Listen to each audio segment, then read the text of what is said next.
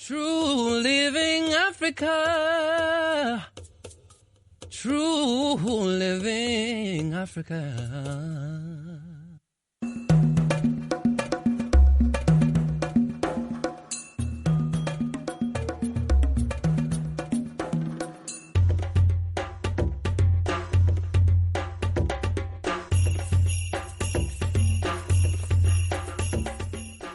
Welcome back, guys. Thank you for joining us again on True Living Africa. So today we are talking about meditation while living a stressful lifestyle. And we have a guest with us today, Fola Pinhero. Hi, Fola. How are you doing? Hi, I'm fine, thank you. Thanks for having me. Thank you. Hi, Fola. Thanks for joining us today. So Fola is a lawyer who writes about meditation and mindfulness. You can find his written pieces on his weekly newsletter, Being Present. He also takes an interest in psychology and philosophy. We're so stoked to speak with Fola today, and especially on a topic that's it's such a cure-all these days. Yeah. Meditation it's been around. It's been around for centuries, but of recent, it's really come to the fore. And that's really because people have sort of found ways to do this thing.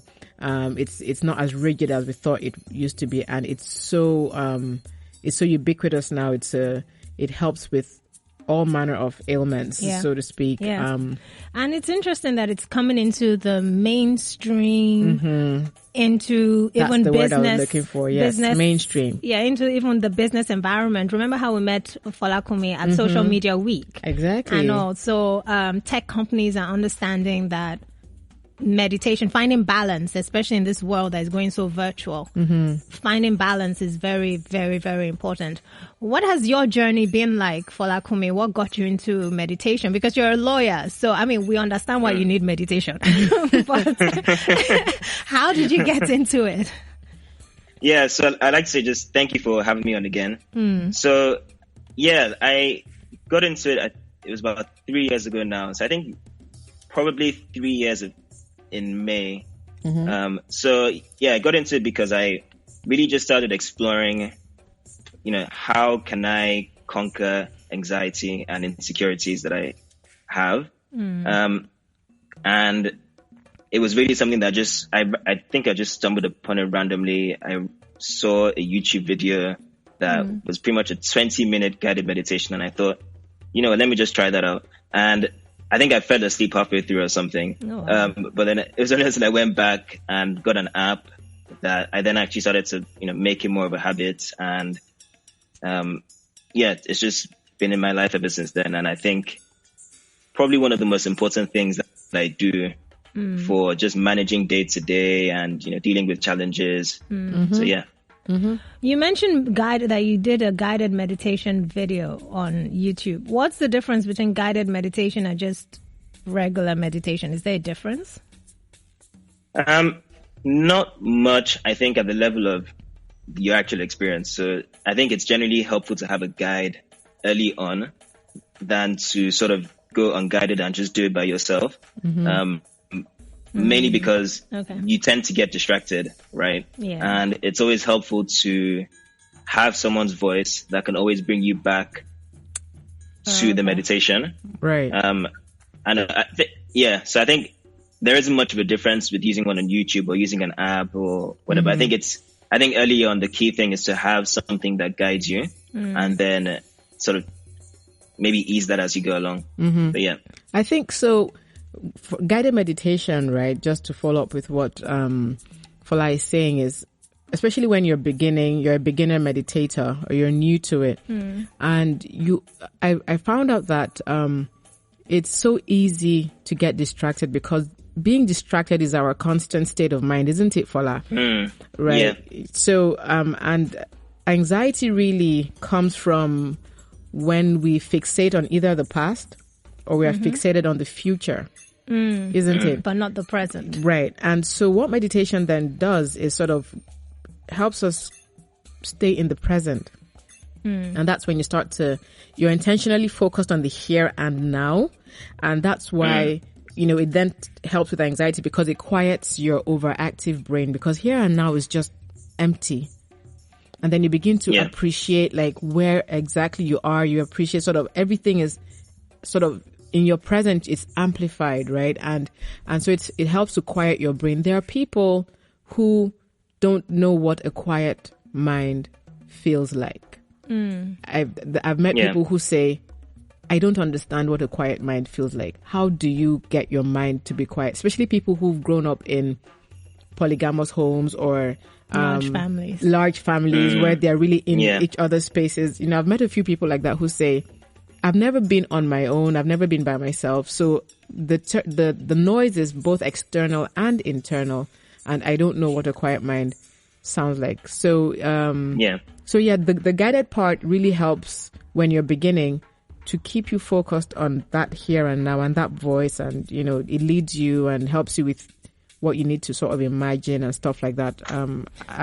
I guess I'm one of those people who, when I did first started with meditation, I would get distracted, and I just thought, what's this?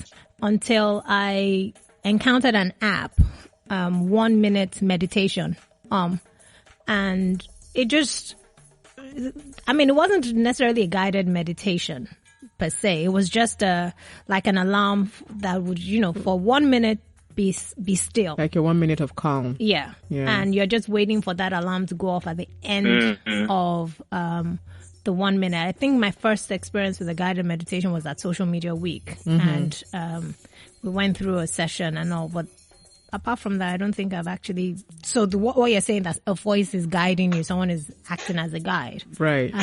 I didn't experience that before. Right. And I think it's... Yeah, go on. Sorry, go on.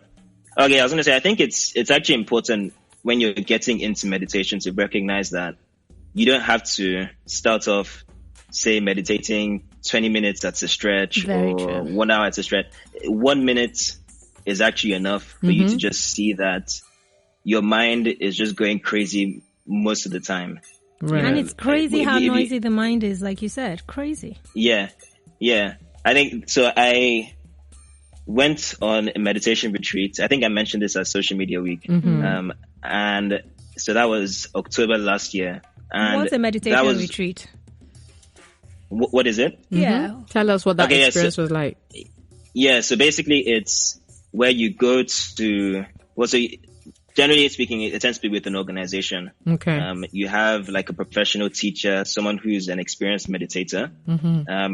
I went with, I think there were maybe 50 other people on the retreat. Oh, wow. You sort of go to an isolated area and it's like you stay in like a hostel and you just meditate all the time. There's no phones, no internet connection, pretty much just you meditating for maybe, 8 to 10 hours a day. That's amazing. I'm sorry, I need to interrupt you here. You know the picture that came to my mind? Everybody sitting together, cross legs with their fingers touching and singing Kumbaya, my Lord, Kumbaya. I thought it would be like that as well. I remember like when I first got there, I thought, what am I doing here? Why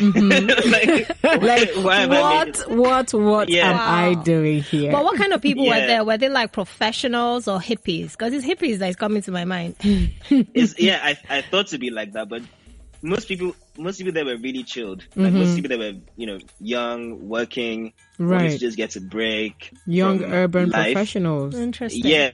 So it was very, I think everyone had the perception that everyone else was going to be like that. And then, there were a few people who were a bit out there. Questionable.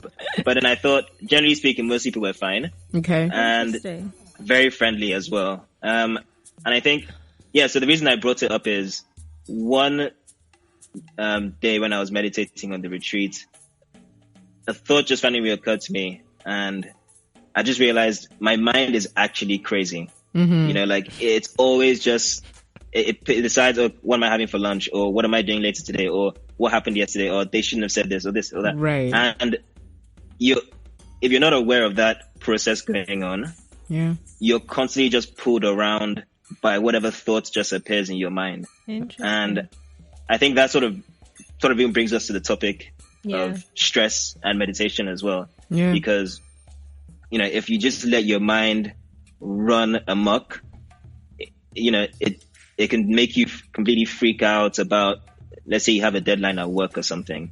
Oh my gosh, the world is coming to an end, and I'm such a terrible person, this and that. And it actually detracts from what it is you're supposed to be doing. Right. I.e., it detracts from the present moment there and then. And it's sort of making up stories about the future, the past, and it like you said earlier, it just detracts from being here now. And it's interesting because there's a popular saying that fear is fear is an acronym for false evidence appearing real. And it's interesting that you say, you start to have imaginations about what the future holds and stuff like that, and you start to beat yourself up. And you don't have, when we don't have that awareness, a lot of people don't even understand that stress is coming from their thoughts, really. Yeah. And they can manage that. Exactly. And that's a part that they can actually manage. A lot of negative emotions come from how we think and whether, and not being able to control our thoughts. When environmental triggers happen and something comes up, and I say trigger because it could be a trigger that's as far back as your child, like a childhood trigger or a past relationship trigger or a workplace trigger. Something just triggers a thought, and then the thought triggers an emotion, and then your whole body shuts down. And then the stress, you're just overwhelmed with stress and anxiety. And if you don't have the awareness, you can't really piece apart or put together where the stress is coming from. You just feel, I have high blood pressure. You just find yourself in these weird situations. But with meditation, like you said, the beautiful thing about meditation, which you also talked about, is the fact that you have these breakthroughs. You have these emotional and mental breakthroughs. Like you mentioned, it just occurred to you that your thoughts, right, were going crazy, like your mind was crazy, and that was during one of the quiet times. And that's one of the wonderful things, isn't it, about meditation, where you actually have breakthroughs on either a problem that you're trying to solve, or like what I like to call it, the universe speaking to you and giving you solutions and guiding you. And some people call it the Holy Spirit. Some people call it your chakra. Some people, people call it different names. But I like to say that the universe, you actually give space for the universe to speak when you get quiet. My pastor says there are many voices in the garden. So when you go quiet, it helps you to filter out the true voices so that you can hear the true voice. Right. You filter out the false voices so that you can hear the true voice. It's interesting. So all this talk about guided meditation, are you going to take us through a session? For sure. Yes, for sure. At the end of our session today, he's going to take us through. So that's something to look forward to, guys. Absolutely. And there's something I wanted to also ask you. In terms of meditating, I would say maybe like graduating through the process of meditation, right? When you're a beginner meditator, are there graduated stages? Do you get to this master meditator stage where you don't need a guide? And what does that look like? In all the work and the research you've done.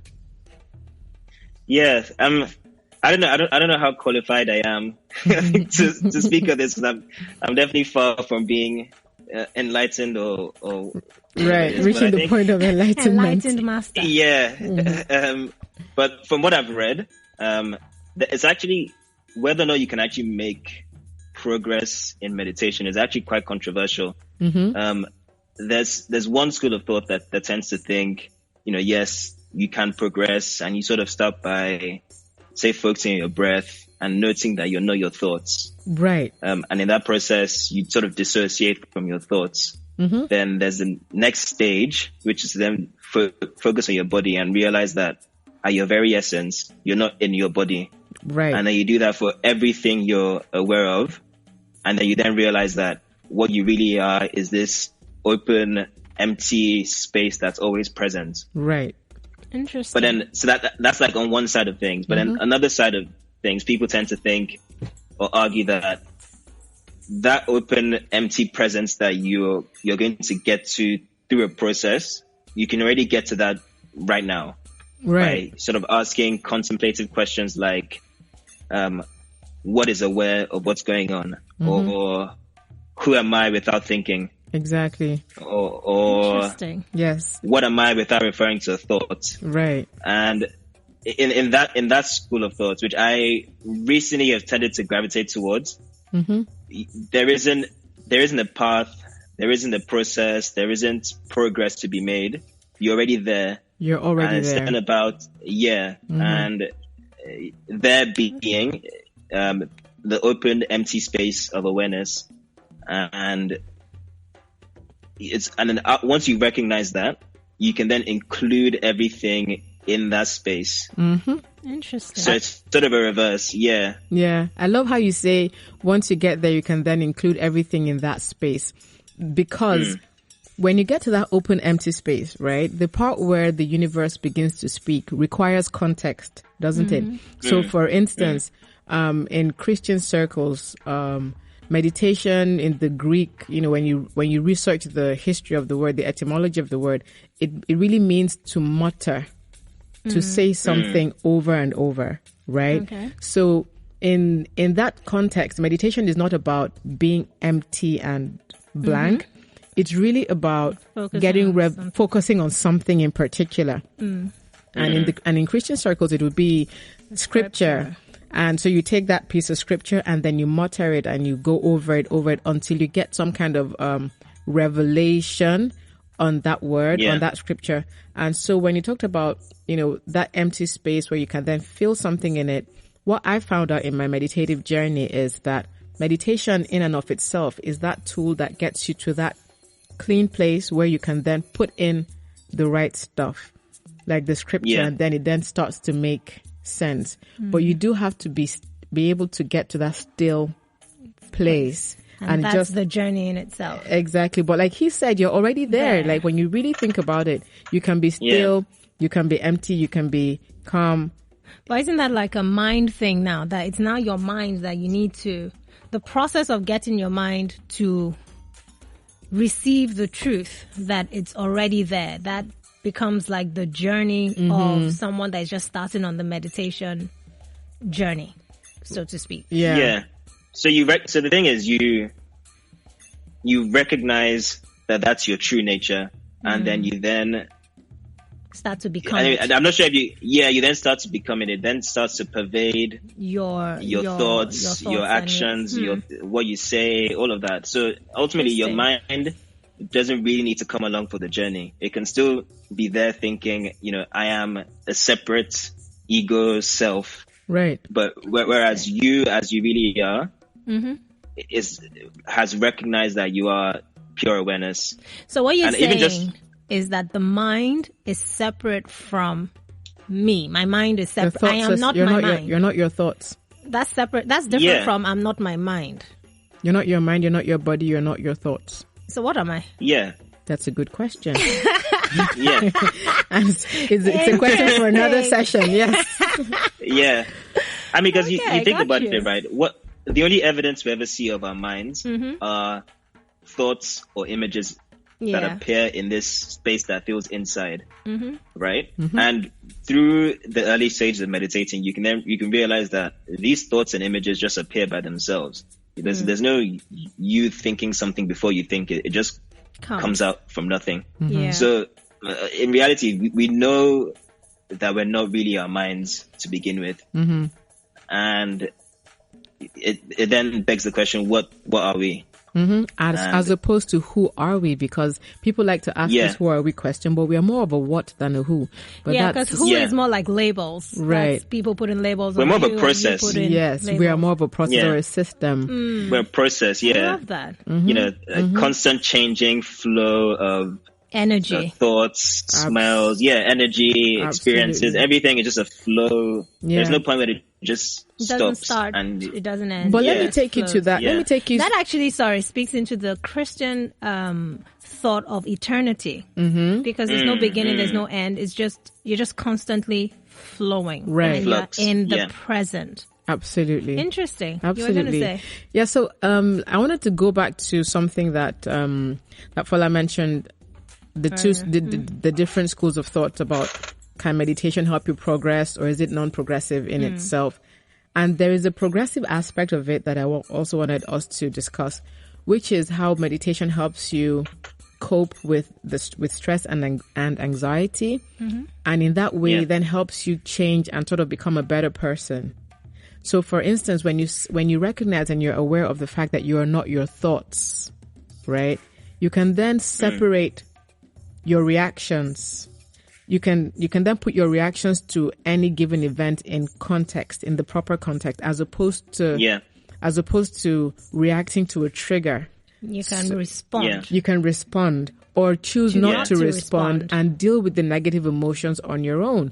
So, for instance, you have situations where, we have people who always feel the need to call you out on something, or who always feel the need to point out something to you that you did. And you may have just been walking right past with no clue whatsoever of what you've done to offend the next person. And someone just takes offense at the fact that you wore a pink shirt today. But what has happened there is that your pink shirt has triggered something in me that I can't quite place. But with my lack of self-awareness, I then call you out for wearing that pink shirt. And then this whole altercation then takes place. And I say, oh, she knows I don't like pink. She wore pink today. She must hate me. Or maybe it's because of something I said yesterday. And then, all those negative things start to happen. But when meditation brings you to a place of self-awareness, you're able to say that I am not my thoughts, right?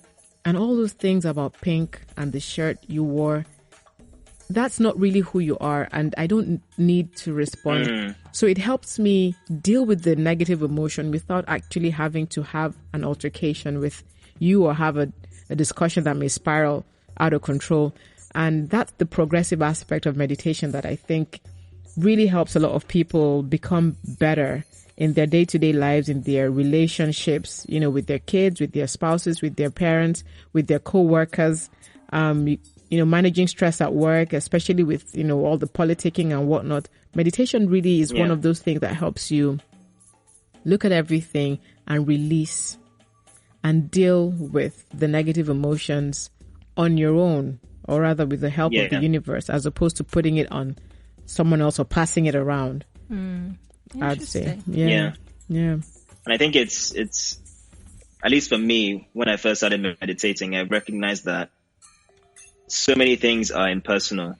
Like the thing with the pink shirt you pointed out, someone might take personal offense at that, but then meditation allows you, or rather it gives you choice to act a different way based on the fact that you can now recognize that that's not a personal attack on me. Right. It's just it's just energy that someone happens to be putting out there that I'm now taking in. Exactly. And you don't have to take in. You don't have to. I like saying you don't have to react. You can respond skillfully. I love that. Most of our lives are spent just reacting to whatever thoughts comes up. We feel the emotions that come up, and then before we're saying something that we don't mean to say, or we're aggravating the situation. But with meditation, we can just unplug from that whole train and just respond from a place of peace, from a place of happiness, or a place of love and compassion. So, I think that sums it up. Absolutely. One question I want to ask, Fola, is after all has been said, right, about the benefits of meditation and how it helps, it's helped you, it's helped me, it's helped all of us here. How would you advise our audience, to incorporate meditation into their lives for them to actually see these benefits? Is it something you do just when you're stressed, or is it something you do as a daily discipline? So I think, that's a good question. I think it's useful to start off with a daily practice. So maybe in the morning when you wake up, first thing you do before you check your phone, or maybe in the evenings before you go to bed. Right. I think that really helps to just have that groundedness to your day, to have that routine. But then I think an often overlooked aspect of meditation is that it should really permeate your entire day. Yes. So it shouldn't just be something you do for 5 minutes at the start of it, and then throughout the rest of the day, you're mindless and you're getting angry, you're getting lost in thoughts, and you're being consumed by your experience. It should be something that can sort of punctuate your entire day. Right. So I think it's useful, at least for me early on, was to have like meditation spaces throughout my day. So like, let's say I'm going to university. My walk to a specific lecture hall, that helps me to trigger being mindful. Okay. Or maybe let's say my walk to a car, or let's say when I sit down to eat, or I'm talking to someone, having those triggers at the back of your mind that can just help you. So sort of events that happen that can just help you remember to be mindful. Right. Okay. Can be really helpful. So I think it's 2 parts really: formal practice, morning or evening, and sort of triggers throughout the day. Yeah, absolutely. And you know, so that what we're talking about is, apart from making it a daily discipline, which is so key because it sets you up for the day or it sets you up for the evening. And like I like to see it like an emotional wash, right? Like an emotional cleansing, a filtering. Exactly. So once you know you're able to do that, or like taking like an emotional bath in the morning, and you go out, the key is not to leave the essence of meditation in your bedroom or your meditative space, but to actually be mindful as you go along. Throughout the day, as you drive to work, as you walk to lectures. Like I like to also practice meditative walking, and even when I lift weights, I actually meditate while I'm doing it. I do it to like meditative music, and I zone in and I'm present. I don't when I exercise, I don't exercise thinking about what my body is going to look like in 3 months or whatever. I like to be present when I'm working out, and that gives my workout a very different feel from when I'm struggling to be motivated by something in the future that may or may never happen. And so the mindfulness minute by minute is actually also key, so that you know we don't come back beating ourselves up.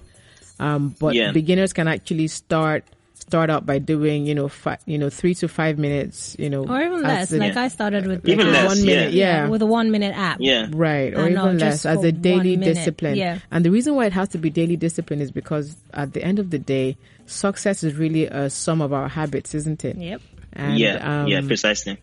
And it's not something you want to be pulling out like a spare tire when you've had an accident, because then it might be a little too late. So, and in the day of adversity, your strength is small. Then means that you were never strong at all. So it's important that you build up that muscle through that daily discipline. So that makes sense. I think a useful analogy, that I like is, you can imagine like a clenched fist, right? That's, let's say you've been clenching your fist for your whole life, that you sort of become oblivious to the energy required to clench your fist. Meditation is the process of unclenching your fist and sort of recreating more ease in that area. Right. You then realize that over time, to clench your fist again, which means to be lost in thoughts or to be distracted or to, be caught up by your experience, actually requires more effort than the ease of meditation. Right. That's amazing. I love that. So, So it's actually, ultimately, I think, it becomes so easeful that it's just effortless. It permeates your entire day, and the points when you're distracted are actually so minimal. So minimal, and far between. Exactly. That's the quite useful analogy that I use to just recognize what the goal in quotes is. Absolutely, because sometimes people go through stress, and then they say, oh, you know what, stress is a part of life. But the truth is, we don't have to stay stressed. We don't have to stay stressed, and we don't have to live with the effects that stress has on us. And there are techniques that we can use to cope with stress. And meditation. And meditation is really one of the most useful techniques. I can testify personally, and even in my marriage, how meditation has really helped both my spouse and I to become better versions of our own selves. And it's a message that I'm glad that we've got sort of more converts to meditation in urban Lagos and urban Africa. And it was great. So we're going to go right into the would you lead us in a meditation, in a guided meditation? Yeah, let's give it a try. Sure. Brilliant. So I'll do 2 or 3 minutes. Okay.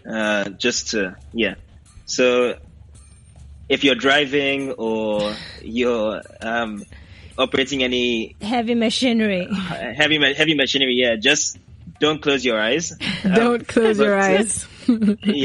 Maybe anyone else, you're free to close your eyes. Absolutely. And sit in a comfortable posture with your palms facing up, or not? Yeah, does that matter? I mean, I tend to just put them against my knees, so like facing down. Yeah. But I mean, it's personal preference, I think. Yeah. Up your back upright, straight. We're taking position here.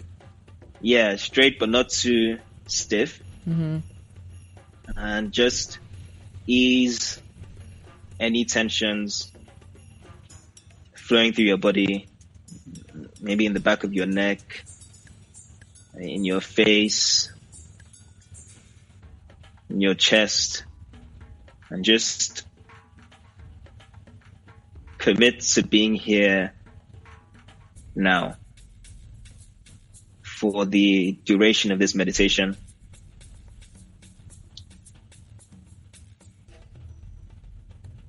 So gently become aware of your breath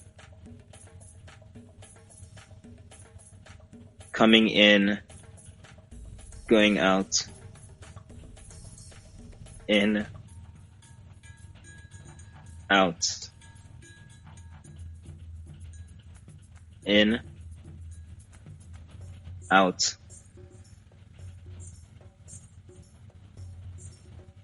And if you're anything like me, you'll recognize that thoughts will start to appear from nothing.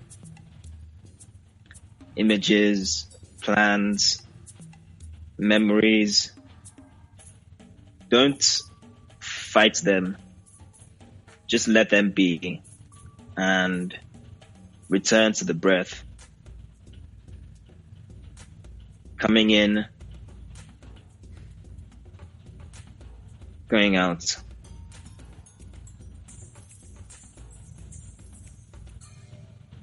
In, out. Just be.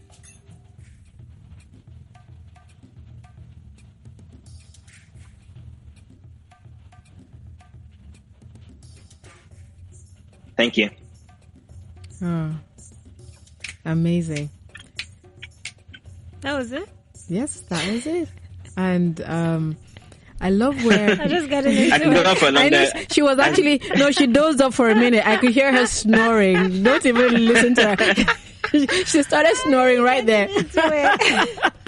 And I love the part where you say, if you're anything like me, you can see the thoughts and see the images, but don't fight them. Just let them be. And eventually, because when we fight them, right, it means we're engaging the thoughts, and then they stay longer, and it gets you even more distracted, doesn't it? Yeah. That was so refreshing. Yeah, it was. Absolutely. That's so refreshing. Glad to hear. Yeah, thank you. Thank you for that. It was great having you on. I have learned so much. I'm going to go back to my meditation. Likewise. Absolutely. I'm going to go back to meditating. Same here. Same here. Nice one. That was really good. So guys, thank you for joining us today. Thank you I hope you also enjoyed that guided meditation session with us. If you want to learn more about meditation, and if you want to follow Fola Kumi, where can we find you, Fola Kumi? How can we get on that mailing list? So it's being present. So being, BEING, present.substack.com. So that's SUBSTACK.com. stack.com. Okay. And you can also follow me on Instagram as well. That's just Fola Pinhero. Fola Amazing. Pinhero on Instagram. Yeah. So that's PINHEIRO. Okay, Yeah. awesome. Thank you, guys. And you can follow us on True Living Africa on Instagram and Twitter. You can also listen to us on africabusinessradio.com, Africa Business Radio on Instagram and on Twitter. Follow us, and then we'll have details about how you can also reach out to Fola Kumi as well. So thank you all. Thank you so much. Thank you, guys. Have a good one. Have a good one. See you soon.